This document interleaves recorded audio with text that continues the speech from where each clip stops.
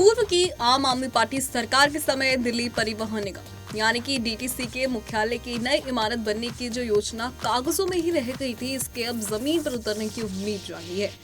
दिल्ली की बीजेपी सरकार इसे लेकर काफी गंभीर नजर आ रही है।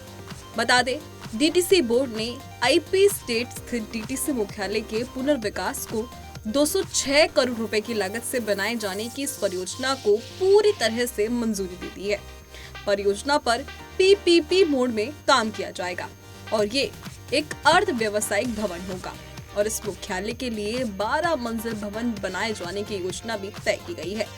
बताया जा रहा है, एक वरिष्ठ अधिकारी के अनुसार दिल्ली परिवहन निगम यानी कि डीटीसी मुख्यालय का पुनर्विकास दिल्ली राज्य औद्योगिक और ढांचागत विकास निगम यानी कि DSIIDC द्वारा किया जाएगा और इस इमारत के पुनर्विकास योजना को शुरू करने के लिए अब एक औपचारिक समझौता ज्ञापन पर हस्ताक्षर भी किए जाएंगे, जिससे मालूम होगा कि किस तरह से डीटीसी की रफ्तार बढ़ाने के लिए बीजेपी सरकार गंभीर है।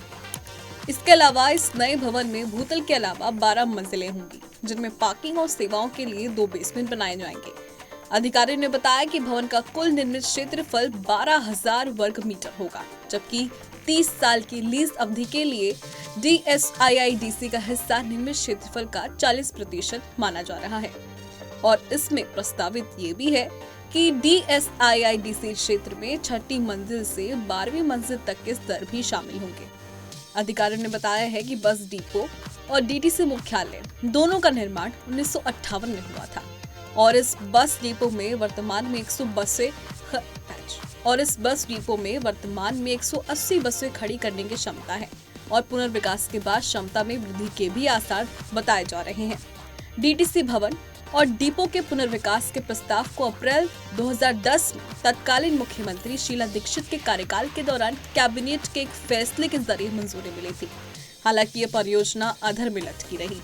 अब आम आदमी पार्टी के सरकार के कार्यकाल के दौरान DSIIDC ने परियोजना का व्यवहार तरीके से अध्ययन करने के लिए एक सलाहकार नियुक्त किया था। हालांकि इस बारे में कानूनी राय लेने का फैसला भी किया गया कि क्या लगभग 15 साल पहले लिया गया साल 2010 का कैबिनेट का फैसला वर्तमान के लिए कानूनी रूप से बाध्यकारी है।